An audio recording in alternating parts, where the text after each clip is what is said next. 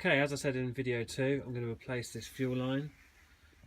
As I said previously, there was a fuel primer here, and in here is a union, so I don't really trust it, so I'm going to replace the whole line anyway. And then I'm probably going to need to bleed the fuel system, which will involve cracking off one of these and letting the air escape.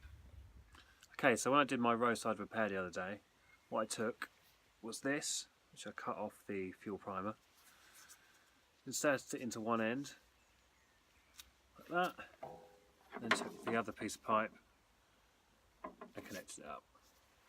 And then just put a Jubilee clip in the middle, and that got me home. Okay, so I've now connected a new fuel line, as you can see here, running back to the fuel filter. Now it's time to see if it will start. Okay, so will the van start? Let's have a look. So far so good. I suspect it's going to need bleeding. No, straight away.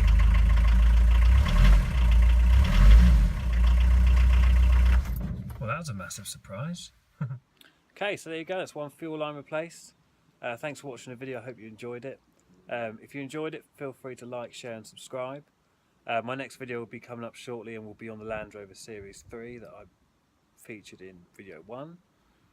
Hoping to get the gearbox back on, clutch, flywheel, gearbox, lots of stuff happening. Anyway, thanks for watching, see you next time.